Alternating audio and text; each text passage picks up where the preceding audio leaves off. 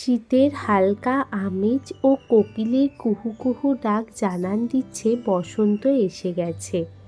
আর সামনেই আসতে চলেছে দোল পূর্ণিমা বা দোল উৎসব, যা বাংলা তথা ভারতের এক আনন্দের তথা রঙের উৎসব। সনাতন হিন্দু ধর্মাবলম্বীদের কাছে অন্যতম ধর্মীয় উৎসব হল দোল পূর্ণিমা বা হোলি উৎসব। দোলযাত্রা হিন্দু বৈষ্ণবদের উৎসব। বৈষ্ণব বিশ্বাস অনুসারে এই দিন শ্রীকৃষ্ণ বৃন্দাবনে রাধিকা এবং তার সখীদের সঙ্গে আবির খেলেছিলেন। সেই ঘটনা থেকেই দোল খেলার উৎপত্তি। এই কারণে দোলযাত্রার দিন এই মতের বিশ্বাসীরা রাধাকৃষ্ণের বিগ্রহ আবিরে রাঙিয়ে দোলায় চড়িয়ে নগর কীর্তনে বের হন। আর এই বিশেষ পূর্ণিমা তিথিতে অন্যান্য পুজোর পাশাপাশি আয়োজন করা হয় সত্যনারায়ণ পুজোর। বহু বাড়িতে এই বিশেষ দিনে সত্যনারায়ণ পুজোর আয়োজন করা হয় গৃহে শান্তি এবং শৃঙ্খলা প্রতিষ্ঠার জন্য। আজকের ভিডিওতে আমি আপনাদেরকে দেখাবো দোল পূর্ণিমার দিন আপনারা বাড়িতে কিভাবে সত্যনারায়ণের পুজো করবেন, কি সামান্য উপকরণ দিয়েও সত্যনারায়ণের পুজো করা যায়, এবং এই দিন আপনারা বাড়িতে পুরোহিত না পেলেও আপনারা নিজেও কিন্তু বাড়িতে সত্যনারায়ণ পুজোর আয়োজন করতে পারেন। দেখুন, সত্যনারায়ণ পুজোর জন্য এখানে আমি নিয়েছি ফুল এবং পান পাতা। এই পান পাতাগুলি মোকামের জন্য আমি ব্যবহার করব। সত্যনারায়ণ পুজোর অন্যতম উপকরণ হলো কিন্তু এই মোকাম। এই জন্য আমি 5টি পান পাতা রেখেছি 5টি মোকাম তৈরির জন্য। আর একটি পান পাতা নিয়েছি ঘটে প্রতিস্থাপন করার জন্য। আর এছাড়াও রেখেছি, দেখুন এখানে আমশখা দেখতে পাচ্ছেন, আমশখা আমি নিয়েছি। আর নিয়েছি তুলসীর পাতা। সত্যনারায়ণ পুজোতে তো তুলসীর পাতা অবশ্যই দিতে হয়। আর রেখেছি বেলপাতা। আর রেখেছি হলুদ রঙের কিছু ফুল এবং কিছু সাদা কুচনো ফুল। এইগুলি ফুলের মধ্যে লাগবে। এই জিনিসগুলি রাখার পর এখানে যেহেতু দোল পূর্ণিমার পুজো আমি করছি, তাই এখানে আমি 5 রকমের আবির নিয়েছি। দেখুন, রেখেছি হলুদ রঙের আবির, নীল রঙের আবির এবং গোলাপি রঙের আবির, লাল রঙের আবির, এই ধরনের সবুজ রঙের আবির রেখেছি। এবং আবিরটিকে সামান্য একটু ফুল দিয়েও আমি সাজিয়ে নিয়েছি। এই আবির আমি ভগবানের উদ্দেশ্যে নিবেদন করব। ভগবানের চরণে আমি এই আবির নিবেদন করব। দিন সকালে আপনারা স্নান সেরে পুজো করে ভগবানের চরণে আবির নিবেদন করেই কিন্তু আপনারা দোল খেলা শুরু করবেন। যেহেতু দোল উৎসব পুরোপুরি কৃষ্ণের উৎসব, রঙের উৎসব, তাই ভগবানকে অবশ্যই কিন্তু আবির নিবেদন করবেন। এরপর আমি রেখেছি আমার সাধ্যমতো কিছু মিষ্টান্ন। আর এছাড়া সত্যনারায়ণ পুজোর জন্য এখানে মা লক্ষ্মী এবং নারায়ণের উদ্দেশ্যে পৃথক পৃথক করে নৈবেদ্য নিবেদন করতে হয়। নারায়ণের পুজো করা ছাড়াও এই দিন কিন্তু নারায়ণের স্ত্রী লক্ষ্মীর উদ্দেশ্যেও নৈবেদ্য নিবেদন করতে হয়। সেই কারণে দেখুন, আমি আতপ চাল এবং 5 রকম ফল, বাতাসা সহযোগে এবং ফুল দিয়েছি। একটু নৈবেদ্য ঠাকুরের উদ্দেশ্যে আমি নিবেদন করেছি। এবং নারায়ণের যে নৈবেদ্যটি আছে সেটির মধ্যে কিন্তু আপনারা অবশ্যই তুলসী পাতা নিবেদন করবেন। মা লক্ষ্মীর নৈবেদ্যতে তুলসী পাতা দিতে নেই, কিন্তু নারায়ণের যে নৈবেদ্য তার মধ্যে তুলসী পাতা দিয়ে সেই নৈবেদ্য ভগবানকে নিবেদন করবেন। সেটিও আমি তৈরি করে নিয়েছি। এরপর আমি আপনাদেরকে দেখুন দেখাচ্ছি পঞ্চদেবতার উদ্দেশ্যে নৈবেদ্য আমি নিবেদন করব। এখানে পঞ্চদেবতার উদ্দেশ্যে যে নৈবেদ্যটি আমি রেখেছি তার মধ্যে আমি আতপ চাল নিয়েছি, কলা এবং বাতাসা সহযোগে এবং ফুল দিয়েছি এবং অবশ্যই বেলপাতা। পঞ্চদেবতার উদ্দেশ্যে নৈবেদ্যতে নিবেদন করতে হয়। বেলপাতা দিয়ে আমি পঞ্চদেবতার উদ্দেশ্যে নৈবেদ্যটি সাজিয়ে নিয়েছি। এরপর আমি দেখুন কুচনো ফলের নৈবেদ্য নিবেদন করব। কুচনো ফলের নৈবেদ্যতে আমি আমার সাধ্যমতো কিছু ফল দিয়েছি। আপনারা ফলটি কুচিয়েও ভগবানকে নিবেদন করতে পারেন। সত্যনারায়ণ পুজোর ক্ষেত্রে তাই হয়, কুচিয়ে সেই ফলই ভগবানকে নিবেদন করতে হয়। এছাড়া আপনারা গোটা ফলেরও নৈবেদ্য ব্যবহার করতে পারেন। তো এই নৈবেদ্যর মধ্যেও আমি দেখুন ফুল দিয়ে দিয়েছি। এইভাবেই আমি আমার কিছু সামান্য উপকরণ দিয়ে আমি ভগবানের নৈবেদ্য রেখেছি। আর একটি থালার মধ্যে দেখুন আমি কিছু কিছু আমার দরকারি জিনিস, পুজোর ক্ষেত্রে যেগুলি দরকার সেগুলি রেখেছি। এবং রেখেছি একটি ঘিয়ের প্রদীপ। পূর্ণিমার দিন তো আপনারা জানেনই, একটি ঘিয়ের প্রদীপ অবশ্যই ভগবানের নিকট প্রজ্বলন করতে হয়। ঘিয়ের প্রদীপটি আমি সেই কারণে তৈরি করে নিয়েছি এবং তার মধ্যে আমি যখন পুজো করব তখন প্রদীপটি জ্বালিয়ে নেব। এবং এখন দেখুন আমি এখানে সিন্নি তৈরি করব। তো সিন্নি তৈরি করার জন্য প্রথমেই একটি পরিষ্কার পাত্রে আপনারা সিন্নিটি তৈরি করবেন। এবং সিন্নিটি হতে পারে 5 পো। এই 5 পো সিন্নি মানে হচ্ছে 1 কিলো 250 গ্রাম আটা, 1 কিলো 250 গ্রাম গুড়, 1 কিলো 250 গ্রাম দুধ এবং 21টি কলা। এই মিশ্রণটি তৈরি করে এটি সিন্নি প্রস্তুত করে এটি ভগবানের সামনে নিবেদন করতে হয়।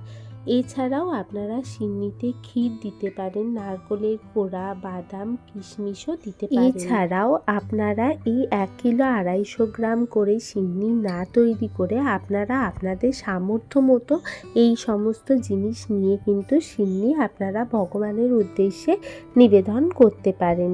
সেক্ষেত্রে আপনারা আপনাদের সামর্থ্য মতো আটা, আপনাদের সামর্থ্য মতো দুধ এবং কলা নিয়ে সিন্নি তৈরি করে ভগবানের উদ্দেশ্যে সেটি নিবেদন করবেন। দেখুন আমি এখানে 3টি কলা নিয়েছি এবং এই 3টি কলা প্রথমেই কিন্তু সিন্নি তৈরির ক্ষেত্রে এই 3টি কলা ভালোভাবে আমি মেখে নেব।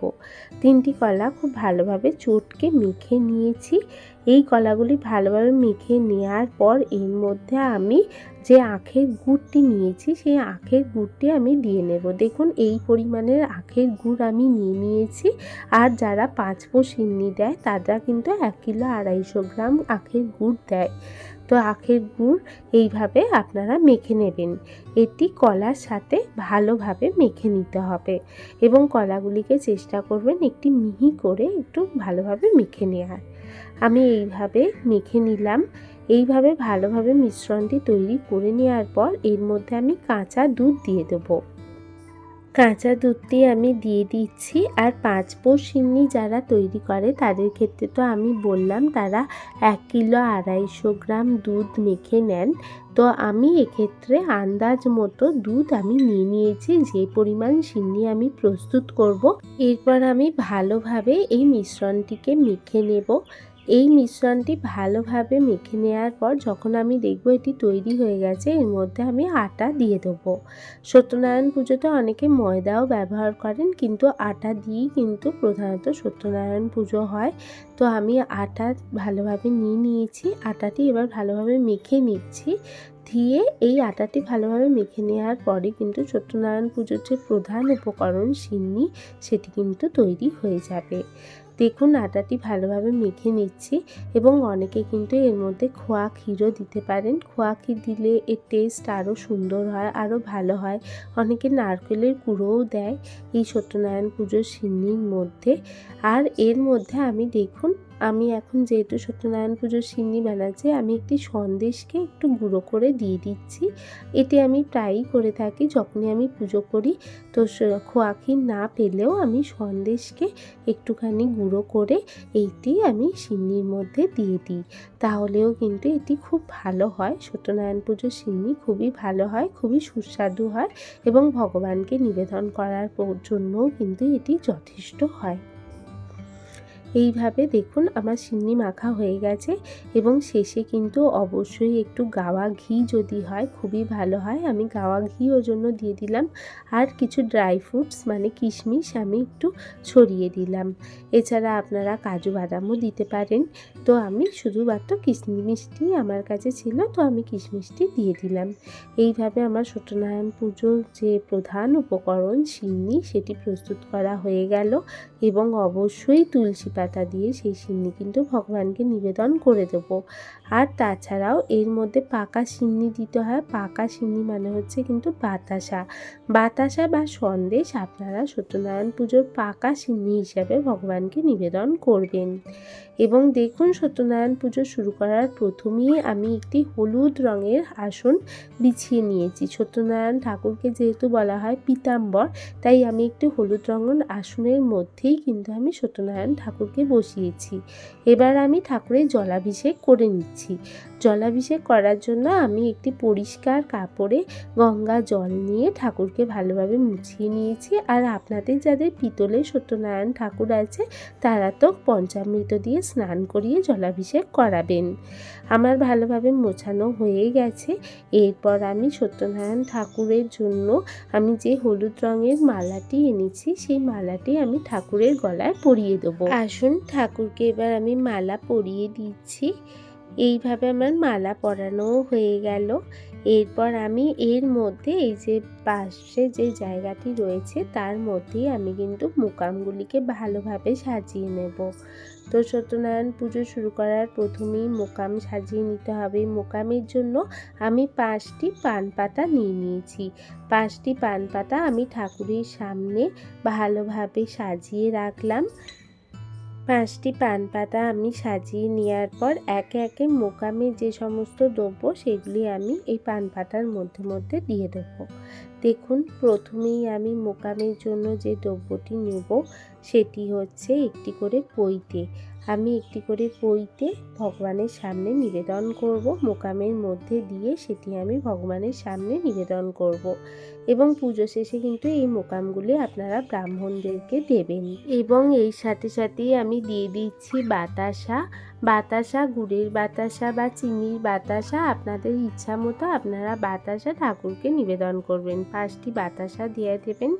তারপর একে একে দেবেন সুপারি। প্রত্যেকটি পান পাতার মধ্যে একটি করে সুপারি দিয়ে এবং পান পাতার মধ্যে কিন্তু দিয়ে দেবেন একটি করে 116 আনা বা 1 টাকা আপনারা ঠাকুরের সামনে দেবেন।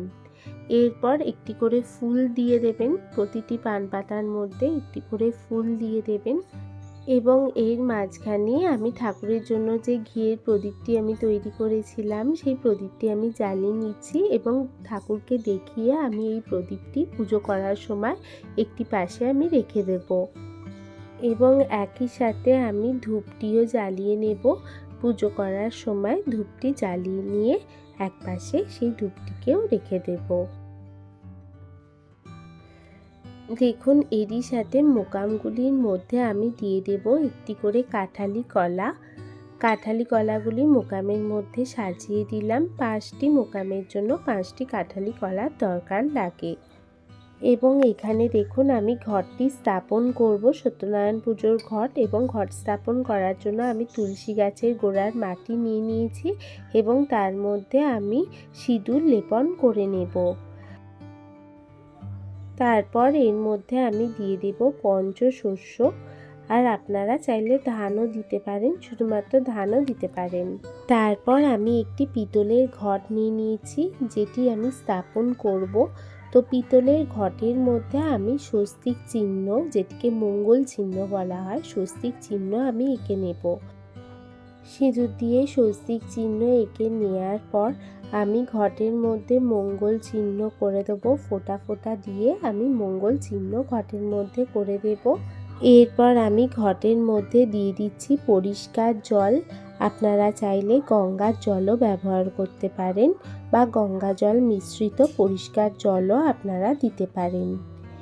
এরপর এই ঘটের মধ্যে আমি একে একে যে যে দ্রব্যগুলো দেবো সেইগুলিকে দেখুন। প্রথমেই দিয়ে দিলাম একটি হলুদ, তারপর দিয়ে দিলাম একটি কড়ি এবং এর মধ্যে সুপারি দিয়ে দিলাম। এরপর এই ঘরটির মধ্যে আমি আম পাতাকে স্থাপন করব। একটি বিজোড় সংখ্যার আম পাতা এখানে নিয়ে নেবেন এবং সেই আম পাতাটি আপনারা ঘটের মধ্যে স্থাপন করবেন। আম পাতার মধ্যে অবশ্যই সিঁদুর দিয়ে মঙ্গল চিহ্ন আপনারা এঁকে নেবেন। দেখুন, আমি সিঁদুর দিয়ে মঙ্গল চিহ্ন আম পাতার মধ্যে এঁকে দিচ্ছি। এই আম পাতাটি যখন এবার ঘটের মধ্যে বসিয়ে নেবেন। আম পাতাটি ঘটে বসানোর পর এর মধ্যে দিয়ে দেবেন একটি পান পাতা। পান পাতার মধ্যেও একটি সিঁদুর দিয়ে একটি মঙ্গল চিহ্ন দিয়ে দেবেন। মঙ্গল চিহ্ন আমার করা হয়ে গেল। পান পাতাটিকে আমি ঘটের মধ্যে বসিয়ে দিলাম। এরপর এই পান পাতার মধ্যে আপনারা একটি কাঁঠালি কলা দেবেন বা শীষযুক্ত ডাবও ব্যবহার করতে পারেন। এই কাঁঠালি কলার মধ্যে আমি একটি মঙ্গল চিহ্ন করে নেব এবং এই মঙ্গল চিহ্ন করে কাঁঠালি কলাটিকে আমি এইভাবে ঘটের মধ্যে বসিয়ে নেব। দেখুন আমার এখানে ঘটের মধ্যে যে যে জিনিসগুলি দেওয়ার আছে সেই উপকরণগুলি তৈরি হয়ে গেছে। এরপর উলুধ্বনি সহকারে এই ঘরটি আমি যেখানে আমি ঘটের আসন করেছি সেখানে আমি ঘরটি বসাবো। তার আগে অবশ্যই একটু কুচনো ফুল, হলুদ রঙের কুচনো ফুল আমি দিয়ে দিলাম। এরপর ঘরটি আমি বসাচ্ছি।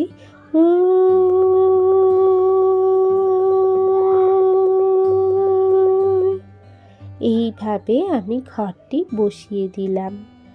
ঘরটি ভগবানের সামনে বসানো হয়ে গেছে এবং অবশ্যই ভগবানকে নমস্কার করবেন ঘরটি বসিয়ে নেওয়ার পর। তারপর ঘটের মধ্যে ঘটাচ্ছদনও করে দেবেন। ঘটের মধ্যে ঘটাচ্ছদন করার জন্য এখানে আমি একটি হলুদ রঙের চেলি ব্যবহার করব। আপনারা সাদা রঙের চেলিও ব্যবহার করতে পারেন। সত্যনারায়ণ পুজোতে কিন্তু হলুদ রং এবং সাদা রঙকে খুবই শুভ বলে মানা হয়। তাই হলুদ বা সাদা যে কোনো ধরনের বস্ত্রই আপনারা ঘটের মধ্যে ঘটাচ্ছদন হিসেবে দিতে পারেন। এরপর আমি একটি চাঁদমালা নিয়ে নিচ্ছি। চাঁদমালাটিকে আমি ঘটের মধ্যে দিয়ে দিলাম এবং ঘরটির মধ্যে যেহেতু স্বয়ং ভগবান বাস করেন বলা হয়, সেই কারণে ঘটের মধ্যে কিন্তু আপনারা ফুলও দিয়ে দেবেন বা একটি মালাও আপনারা ঘটের মধ্যে পরিয়ে দিতে পারেন। এরপর আমি ঘরটি বসিয়ে নিয়ে ঘরটিকে নমস্কার করে আমার পুজো শুরু করব। দেখুন এখানে ঘটাচ্ছদন করার পর ঘটের মধ্যে আপনারা একটি পৈতে অবশ্যই নিবেদন করবেন। এটি গণেশ দেবতার উদ্দেশ্যে এই পৈতে ঘটে নিবেদন করতে হয়। তাই আমি পৈতেটি গণেশ দেবতার উদ্দেশ্যে নিবেদন করলাম, ঘটেতে নিবেদন করলাম এবং গণেশ দেবতাকে নমস্কার করে নিলাম। এরপর আমি সত্যনারায়ণ ঠাকুরের শৃঙ্গার করিয়ে নিচ্ছি। সেই চন্দন দিয়ে আমি ঠাকুরকে একটি তিলক পরিয়ে নেব। ওং নমো ভগবতে বাসুদেবায় নমো, ওং নমো ভগবতে বাসুদেবায় নমো। এরপর আমি ঠাকুরকে যেহেতু আজ দোল পূর্ণিমার পুজো আমি করছি, সেই কারণে ঠাকুরকে আমি আবির ঠাকুরের চরণে নিবেদন করছি। নমো নারায়ণ নমো, নমো ভগবতে বাসুদেবায় নমো, নমো নারায়ণ নমো। এরপর আমি ঠাকুরের শ্রীচরণে তুলসীর পত্র নিবেদন করব। সেই চন্দন সহযোগে তুলসীর পত্র ভগবানের শ্রীচরণে নিবেদন করছি। নমো নারায়ণ নমো, নমো ভগবতে বাসুদেবায় নমো, নমো নারায়ণ নমো, নমো নারায়ণ নমো। ভগবানের শ্রীচরণে দেখুন তুলসীর পত্র নিবেদন করে ঠাকুরকে নমস্কার করে নেব। এরপর একে একে আমি ভোগগুলি সাজিয়ে নিচ্ছি। প্রথমেই পঞ্চদেবতার উদ্দেশ্যে নৈবেদ্য আমি নিবেদন করছি। পঞ্চদেবতার উদ্দেশ্যে নৈবেদ্যটি নিবেদন করলাম। আমার সাধ্যমতো কিছু মিষ্টান্ন আমি ভগবানকে নিবেদন করছি। নারায়ণের উদ্দেশ্যে মিষ্টান্ন আমি নিবেদন করলাম। লক্ষ্মী এবং নারায়ণের উদ্দেশ্যে যে নৈবেদ্যটি আমি সাজিয়ে নিয়েছি সেটি আমি লক্ষ্মী এবং নারায়ণের উদ্দেশ্যে সেই নৈবেদ্য আমি নিবেদন করলাম। এরপর দেখুন সত্যনারায়ণ পুজোর যে প্রধান উপকরণ সিন্নি, তা আমি ভগবানের উদ্দেশ্যে নিবেদন করলাম। এই সিন্নি অত্যন্ত পবিত্র এবং অত্যন্ত শুভ। আপনারা পুজোর পর সিন্নির স্বাদ আপনারা নিজেরা নেবেন, নিজেরা সিন্নি গ্রহণ করবেন। দেখবেন এই সিন্নির প্রসাদ খেলে কিন্তু আপনাদের মন শান্তিতে ভরে উঠবে। ভগবানের কাছে আমি এই সিন্নিও নিবেদন করলাম। এরপর আমি পাকা সিন্নি অর্থাৎ বাতাসা আমি ঠাকুরের সামনে নিবেদন করলাম। আর দিলাম কুচনো ফল। কুচনো ফলের যে নৈবেদ্যটি আমি তৈরি করে রেখেছি তা আমি ভগবানের উদ্দেশ্যে নিবেদন করলাম। দিলাম ঠাকুরের পানের জন্য জল রাখলাম। এবং এছাড়াও মা লক্ষ্মীর জন্যও আপনারা কিন্তু জল রাখবেন। মা লক্ষ্মীর প্রাণের জন্যও আমি জল ঠাকুরের কাছে নিবেদন করলাম। এরপর আমি হাতে ফুল নিয়ে গণেশ দেবতার উদ্দেশ্যে পুষ্পাঞ্জলি দেব। এতই গন্ধপুষ্পে ওং গণ গণপতায় নমঃ। এতই গন্ধপুষ্পে ওং গণ গণপতায় নমঃ। এতই গন্ধপুষ্পে ওম গণ গণপতায় নমঃ। গণেশ দেবতার উদ্দেশ্যে 3 বার এই মন্ত্র বলে এই ফুল আমি ঘটে নিবেদন করলাম। এরপর আমি হাত জোড় করে নারায়ণের উদ্দেশ্যে প্রণাম মন্ত্র বলবো। ওং নমো ব্রাহ্মণ্য দেবায় গো ব্রাহ্মণ্য হিতায় চ জগদ্ধিতায় কৃষ্ণায় গোবিন্দায় নমো নমো। পাপহং পাপ কর্মাহং পাপাত্মা পাপ সম্ভব ত্রাহিমাং পুণ্ডরীকাক্ষম সর্ব পাপ হর হরি। এরপর আবারও হাত জোড় করে বলবো, সত্যনারায়ণং দেবং বন্দে হহং কামদং শুভং লীলায় বিততং বিশ্বং যেন তস্মৈ নমো নমো।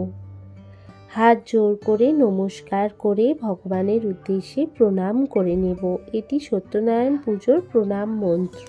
এরপর হাতে ফুল নিয়ে পুষ্পাঞ্জলি দেব। নমস্তে বিশ্বরূপায় শঙ্খ চক্র ধরায় চ পদ্মনাভায় দেবায় ঋষিক পতকে নমো। এই ফুল আমি ঘটে নিবেদন করব। এরপর আমি হাতে ফুল নিয়ে মা লক্ষ্মীর উদ্দেশ্যে পুষ্পাঞ্জলি দেব। নমস্তে সর্বভূতানাং বরদাসী হরিপ্রিয়ে যা গতিস্তাং প্রসন্নান্নাং সা মে ভূয়াত্ম দচ্চনাথ। মা লক্ষ্মীকে নমস্কার করে সেই ফুল আমি ঘটে মা লক্ষ্মীর উদ্দেশ্যে নিবেদন করব। পুষ্পাঞ্জলি দেওয়ার পর আমি এরপর ভগবানের উদ্দেশ্যে আরতি করে আমি এরপর সত্যনারায়ণ পুজোর ব্রতকথা পাঠ করব। আরতি করে নিচ্ছি। প্রথমেই পঞ্চপ্রদীপ দিয়ে আমি ঠাকুরের আরতি করে নিচ্ছি।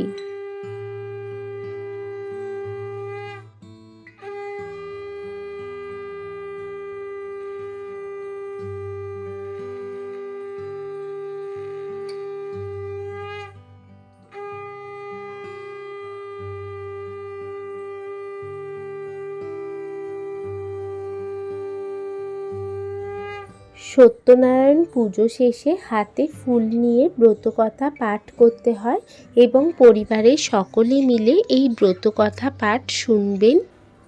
আসুন আমি শ্রী শ্রী সত্যনারায়ণের পাঁচালি পাঠ করি। সত্যনারায়ণ পদ করিয়া বন্দন একে একে বন্দিলাম যত দেবগণ। কলিযুগে সত্য পূজা প্রচার কারণ মর্তে আবির্ভূত হন দেবনারায়ণ। দরিদ্র ব্রাহ্মণ এক ছিল মথুরায়, সুখ কভু নাহি পায় দুঃখে দিন যায়। একদিন দ্বিজবর ভ্রমিয়া নগর, কিছু না পাইয়া ভিক্ষা হইল কাতর। বৃক্ষতলে আসি বসে বিষাদিত মনে, বহুক্ষণ কান্দিলেন ভিক্ষার বিহনে। দয়ান্বিত হয়ে দেব সত্যনারায়ণ ফকিরের ছদ্মবেশে দিল দর্শন। নারায়ণ বলে, দ্বিজ শুনো মহাশয়, কিবা হেতু কান্দিতেছ বসিয়া হেতায়। দ্বিজ বলে, কি হইবে বলিলে তোমায়। ফকির বলেন, দ্বিজ কিবা ক্ষতি তাই। দ্বিজ কন, নিত্য আমি ভিক্ষা মেগে খাই, আজ না পাইনু ভিক্ষা দুঃখ ভাবি তাই। ফকির বলেন, দ্বিজ যাহ নিজ ঘরে, আমায় পুজোহ যত্নে দুঃখ যাবে দূরে। এই রূপে আপনারা বাড়িতে সত্যনারায়ণের পুজো করতে পারেন। সত্যনারায়ণের কৃপায় আপনাদের পরিবার সুখে শান্তিতে ভরে উঠবে এবং পরিবারের সর্বত্র ভগবান বিরাজ করবে। কেমন লাগলো আমার এই ভিডিও তা অবশ্যই জানাবেন। ভালো লাগলে একটা লাইক ও আমার চ্যানেলকে একটা সাবস্ক্রাইব করে আমার সাথে থাকবেন। সকলে ভালো থাকবেন, সুস্থ থাকবেন, সাবধানে থাকবেন। জয় সত্যনারায়ণ, জয় জগন্নাথ।